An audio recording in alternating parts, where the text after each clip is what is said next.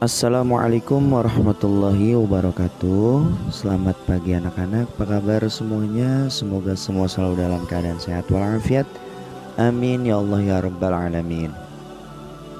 Alhamdulillah, pada kesempatan hari ini kita masih dapat mempelajari pelajaran akidah akhlak, dan kita sudah masuk di bab yang ketiga di buku LKS, yaitu alam barzah atau alam kubur. Silahkan dibuka buku LKS-nya di halaman 32. Namun sebelum kita lanjut, mari bersama-sama kita berdoa terlebih dahulu. Bismillahirrahmanirrahim. Rabbi zidni ilma warzuqni fahma, amin. A.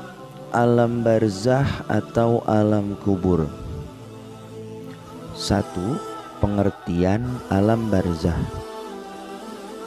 Kamus Istilah Keagamaan yang diterbitkan oleh Puslitbang Lektur dan Khazanah Keagamaan Badan Litbang dan Diklat Kementerian Agama RI menjelaskan kata barzah sebagai berikut.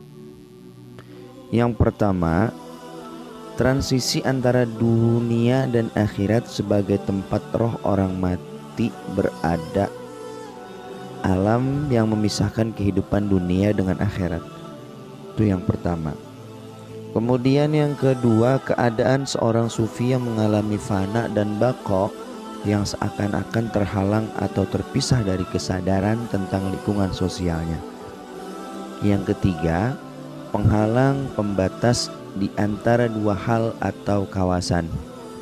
Adapun yang dimaksud barzah dalam bahasan ini adalah, digarisbawahi, alam transisi antara dunia dan akhirat sebagai tempat roh orang mati berada, atau alam yang memisahkan kehidupan dunia dan akhirat. Nah, itu pengertian daripada barzah.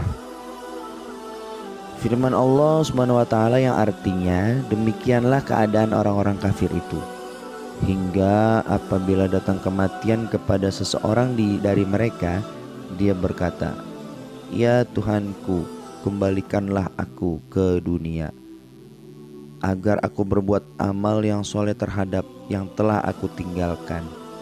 Sekali-kali tidak. Sesungguhnya itu adalah perkataan yang diucapkannya saja, dan di hadapan mereka ada dinding sampai hari mereka dibangkitkan. Quran Surat Al-Mu'minun ayat 99 sampai 100.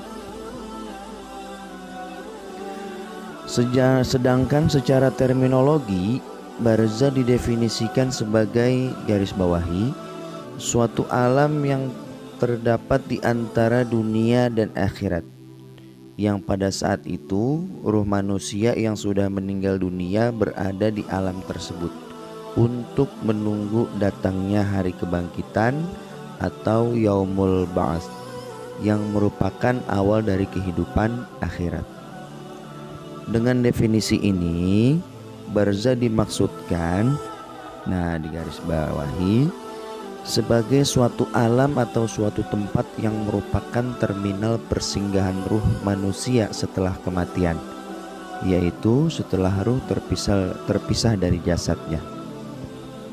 Di alam barzah inilah ruh manusia berada dan menunggu sampai datangnya hari kebangkitan, yang juga lazim disebut hari kiamat.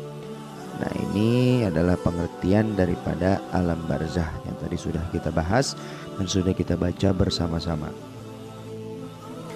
Kemudian yang kedua, keadaan mayit dan ruh di alam barzah. Setelah mayit dikubur, maka kubur akan menghempit dan menjepit dirinya. Tidak seorang pun dapat selamat dari himpitannya.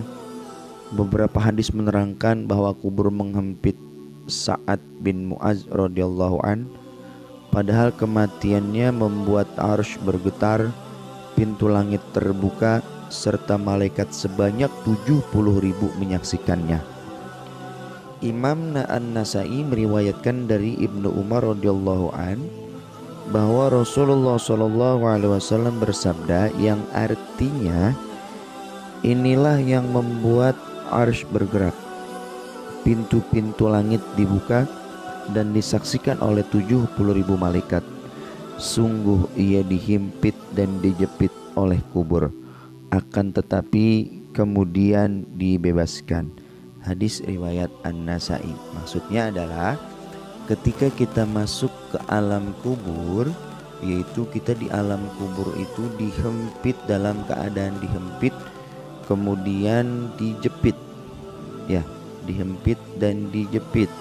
Seorang Sa'ad bin Mu'adz aja ketika meninggalnya dalam keadaan yang baik, arsy bergetar, tetapi dalam kuburnya pun di situ dia merasakan himpitan dan jepitan. Apalagi kita yang hanya manusia biasa yang perlu pertolongan ketika kita berada di dalam kubur, yang dalam kondisi alam kubur adalah gelap gulita. Tidak ada seorang pun yang mampu menolong kita. Rasulullah SAW bersabda sehubungan dengan kematian seorang sahabat yang biasa menyapu di Masjid Nabawi sebagai berikut. Dari sahabat Abu Hurairah radhiyallahu an bahwa seorang wanita hitam atau seorang pemuda yang biasa menyapu di Masjid Nabawi pada masa Rasulullah SAW tidak mendapatinya, sehingga beliau SAW menanyakan. Para sahabat menjawab, dia telah meninggal. Rasulullah SAW berkata, kenapa kalian tidak memberitahuan kepadaku? Kemudian Abu Hurairah berkata, seolah-olah mereka meremehkan urusannya. Kemudian Nabi bersabda, tunjukkan kuburnya kepadaku. Lalu mereka menunjukkan. Beliau pun kemudian menyolati wanita itu lalu bersabda, sesungguhnya kuburan-kuburan ini dipenuhi kegelapan bagi para penghuninya, dan sesungguhnya Allah Subhanahu wa Ta'ala menyinari bagi mereka dengan sholatku terhadap mereka. Hadis riwayat Al-Bukhari dan Muslim. Jadi yang dapat menyinari kuburan kita yang dalam keadaan gelap gulita, yang dalam keadaan kehempit kita di dalam kubur, yaitu dengan cara kita memperbanyak ibadah sholat, ya. Kemudian Hani radhiyallahu anha, bekas budak Utsman bin Affan radhiyallahu an, berkata, kebiasaan Sayyidina Utsman bin Affan jika berhenti di sebuah kuburan, beliau menangis sampai membasahi janggutnya. Lalu beliau ditanya, disebutkan tentang surga dan neraka tetapi engkau tidak menangis, namun engkau menangis dengan sebab ini, melihat kubur. Mengapa demikian? Kemudian beliau berkata, sesungguhnya Rasulullah SAW bersabda, yang artinya kubur adalah persinggahan pertama dari persinggahan-persinggahan akhirat. Bila seseorang selamat dari keburukannya, maka setelahnya lebih mudah darinya. Ya, jadi gambarannya ketika kita selamat akan di akhirat, persinggahan pertama yaitu di alam barzah atau di dalam alam kubur. Ketika kita di alam kubur mendapatkan nikmat, maka insya Allah jika kita di alam akhirat pun nanti akan mendapatkan kenikmatan yang lebih, yaitu masuk ke dalam surganya Allah Subhanahu wa Ta'ala. Bila seorang tidak selamat dari keburukannya, maka setelahnya lebih berat darinya. Tuh, Rasulullah SAW juga bersabda, aku tidak melihat suatu pemandangan pun yang lebih menakutkan daripada kubur. Hadis riwayat At-Tirmizi dan Ibnu Majah. Maka dari itu, perbanyaklah beribadah sholat 5 waktu, kewajiban-kewajiban yang telah Allah berikan kepada kita, dan itu dapat yaitu menerangkan kita di dalam alam kubur. Ya, amin ya rabbal alamin. Adapun keberadaan ruh dalam barzah, di alam barzah akan terus seperti apa adanya dan tidak akan hancur ataupun punah. Ruh manusia tetap ada dan tidak akan hancur. Karena ruh manusia itu ciptaan yang berasal dari ruh Tuhan. Oleh sebab itu, ruh dalam ajaran Islam ditegaskan tidak akan hancur dan akan terus ada. Ya, jadi yang hancur itu jasad. Ketika kita meninggal, terpisahlah antara jasad dan ruh kita. Jasad kita dikubur, ruh kita terpisah dari jasadnya. Ketika jasad hancur di dalam kubur dimakan oleh binatang-binatang, tetapi ruh kita tetap seperti apa adanya. Nah, di sini dijelaskan juga dalam Quran surat As-Sajdah, kemudian Al-Hijr, As-Sad, kemudian Al-Anbiya, At-Tahrim. Pada ayat-ayat tersebut dijelaskan bahwa setelah Allah menyempurnakan kejadian bentuk jasmani manusia, kemudian ditiupkan ke dalamnya ruh.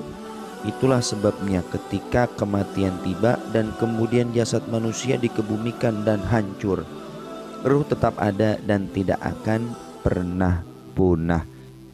Jadi intinya yaitu alam barzah itu adalah persinggahan pertama ketika kita nyawa kita dicabut oleh malaikat Israel. Persinggahan pertama ketika di alam kubur kita mendapatkan kenikmatan, maka seterusnya pun kita akan mendapatkan kenikmatan sebagaimana kita berada di alam kubur atau di alam barzah.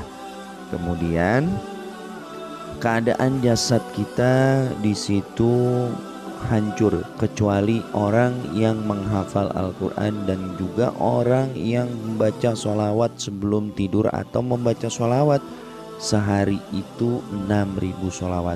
Insya Allah jasadnya tidak akan pernah hancur dan ruhnya juga tidak akan pernah hancur. Baik anak-anak, semoga dengan penjelasan barusan kita dapat meningkatkan ibadah kita kepada Allah Subhanahu wa Ta'ala, dan itu juga akan menjadikan penerang bagi kita di dalam alam kubur kita nanti, ya.